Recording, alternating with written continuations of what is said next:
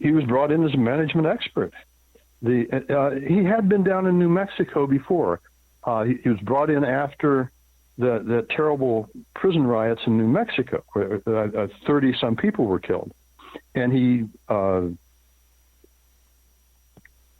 cleaned up that place as much as it could be cleaned up. And anyway, in any case, he sort of settled that place down and disciplined whoever he could and punished who he could for the riot, and then was brought from New Mexico to take over the Oregon system. Was there any indication before they killed him that they tried to make a deal with him? They tried to cut him in, hey, bribery? There are some suggestions that he did. I mean, that he was being courted by the people who were probably behind this. Yeah. Now, Frank Gable, does he appear on the podcast, Murder in Oregon? Just briefly. I mean, for all the usual reasons. I mean, the state is appealing his case right now. Right. Okay, and or appealing the judge's ruling on legal grounds, whatever they are, and so his lawyer, predictably, does not want him to talk right now. And I talked to him. I've on the phone with him a couple times a week. He's out in the Midwest. He's got his head on straight. It's a remarkable thing. Here's a guy who was sentenced to life without parole. He's going to die in prison, and he knew he was innocent. And the more he studied his case, the more he understood how the people who convicted him, it wasn't a mistake. It wasn't an accidental miscarriage of justice. They knowingly manufactured the evidence against him. And he knew that. And so what's remarkable to me is that he was able to survive and keep from doing away with himself. I mean, it was a hopeless situation, and he knew that the odds were stacked against him, and he managed to survive. And I think he became a very strong person because of that. And how long has he been out? He's been out now for about 6 months. Only 6 months, my God. Okay, and you're saying he's settled in with family, I guess? How old is he now? Well, he was married while he was in prison, and a lot of those marriages don't work out, Right. But she's a good person, and she's good for him. It's obvious. They settled in a little town, and where a lot of her family is. He goes fishing with them. They go to football games, and he's so happy. I talked to him shortly after he got out, and he was a country boy, half Indian, originally from South Dakota, and then parents had died, and or his mother, before she died, actually gave him up. She was an alcoholic. He ended up in Oregon and got in trouble. But he's a country boy, and he talked about how he was walking down the street and there was a kitten. He hadn't seen a kitten for all that time. Can you imagine? Been in prison for 30 years. Cell phones, fax machines. This guy seen nothing. This guy's nothing. Yeah. Now what about how old is he now? He's mid-50s. Okay, that's not so bad. Okay, mid-50s. He's got a whole life ahead of him. I'm in my mid-50s. Okay. Yeah. and I mean, he lost 30 years, but... boy, they grabbed him when he was just a kid. He was a kid. Yeah, he will do well. And I will continue to do what I can to get the state off his back. I mean, it's it's really despicable what they're doing. The AG's office out here, they can see that there is no case left. I mean, there wasn't a case in the beginning. It was all manufactured testimony from witnesses who were making up stories, encouraged to make up stories to get out from under charges against them. And that's all it was in the beginning. It was quite clear. But they've all recanted. There is no case left against him. They could not possibly retry him. Well, let me ask you this. But still, the state is appealing. I can kind of see that the state would want to continue these charges, so then he can't sue the state for wrongful conviction. What was the conditions of his release? Was it ruled that he's not guilty, that they overturned the conviction? He's not. It wasn't ruled that he was not guilty. Right. That couldn't be declared. But that the judge said he should be released because no reasonable juror would vote to convict, and that the state must decide whether to retry. The county he was convicted in must decide whether to retry, and so they could never retry him. So the AG's office for the state Department of Justice is appealing the judge's decision on legal, not on the evidence, of course, but on legal matters. That I think what you said is correct. That right. They're trying to at least postpone having to pay him millions of dollars for this huge injustice. So the court ruling leaves open the possibility that he can sue for damages.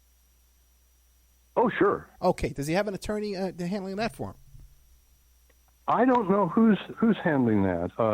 The attorney who represented him in these on the appeal is a woman named Nil Brown, and the habeas corpus petition she filed was absolutely brilliant. Absolutely brilliant. She would not be representing him when he sues the state, but I trust she will find someone who's she thinks is competent to do it. Yeah. Oh, well, get a hold of me, man. I'll get you a Beverly Hills lawyer, man. I got a guy on speed dial. Okay, I got a guy on speed dial, man. I'll take this case in a minute. Damn. Yeah. Phil Stanfortd, we're out of time, man. The time blew past. What do you want to leave us with before we go? We only got about a minute.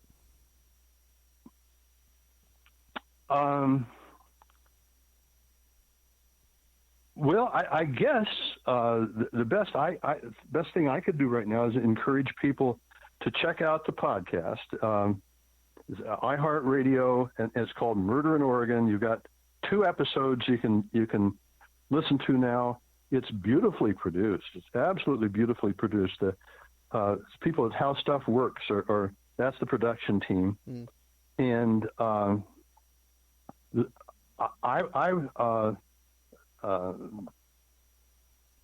am responsible in large part for putting together the overall story, but it's collaborative since it's a documentary process too. Other people are involved in the writing, but I still think it's okay for me to say that the writing's pretty good too, and it's a great story, and if that's the one thing I can leave people with, check out Murder in Oregon. Every Thursday morning it comes out a new fresh episode. iHeartRadio, every Thursday morning a new episode comes out. Murder in Oregon. Phil Stanfortd.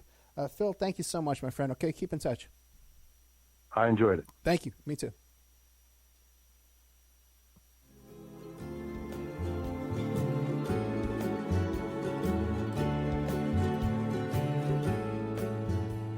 And now a word from our sponsors. EmailRevealer.com. People ask me all the time, hey, Ed, are you still a private investigator? I sure am. Go to emailrevealer.com. We handle adoption investigations, infidelity investigations, where you give us your spouse's email address. We trace it back to online dating websites, catch them cheating online. Email tracing, locate or identify somebody from as little as an anonymous email address. Someone owe you money? Back child support? We can find that deadbeat, locate his hidden assets, locate his hidden bank accounts, find his current place of employment, and even assist you in obtaining a judgment and recover that judgment for you. Emailrevealer.com, digital forensics, computer forensics, cell phone forensics, recover deleted text messages, create a report that you can use in court. Emailrevealer.com, 800-572-9762. OppermanReport.com. Hey, do you like what you're hearing? Do you like the work that you see us doing here at Opperman Report? You can support that work by becoming a member at OppermanReport.com. And as you have access to over 200 exclusive shows and interviews that you can't find on YouTube or Spreaker or iHeart or iTunes or KYAH. You can't find them anywhere else online, exclusive to our member sections, to our members. Also, too, there's images, videos, documents, court docs, a lot of content there at OppermanReport.com. And it's the memberships that support the Opperman Report and allow us to play these shows for free on Friday nights and Saturday nights on all the stations you hear us on. You can also make a donation at OppermanReport.com. If you want to support the show and become a member, I can give you a discount. I'll give you 13 months for $65 if you email me directly at OppermanReport@gmail.com. And don't forget, you can hear your ad played here on the Opperman Report, reach hundreds and hundreds of thousands of people on a daily basis because the show is repeated every day all over the world. Contact me at OppermanReport@gmail.com and I'll give you a good deal on advertising rates.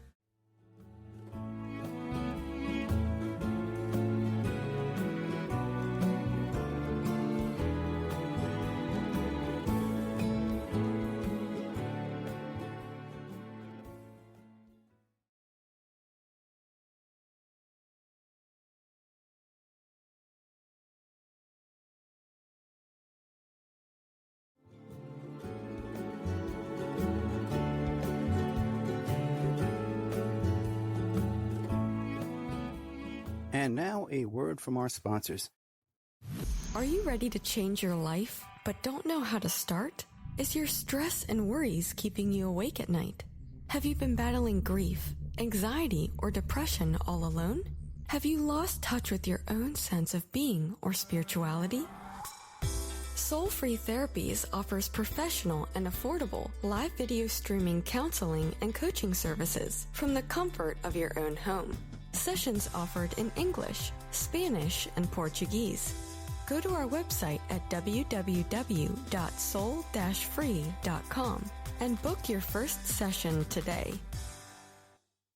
Hey, check out our brand new sponsor, Dynamic Solutions 2. That's the number 2. They offer a life-changing, dynamic financial solution. The finest in fast, professional, affordable credit repair. Is your credit in bad shape? Do you need a new car? Ready to buy a new house? You want to rent an apartment? Are you going to apply for a job? Any one of these activities, they're going to ask for a credit report and then check out your credit score. Let Dynamic Solutions 2 erase your negative credit remarks. They have affordable monthly prices. They accept Visa, MasterCard, PayPal options available. You go to www.dynamicsolutions, that's the number 2.com, or call 424-888-2820. 424-888-2820. Now, if you enter promo code ED or you mention Ed Opperman, you get a 10% discount. How's that?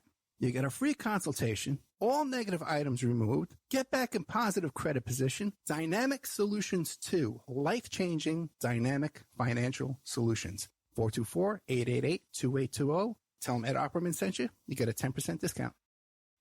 Hey, you, podcast listener. This is your last chance. After this, there is no turning back. Take the blue pill. You wake up in your bed and go back to listening to mundane podcasts that won't challenge your religious beliefs, and your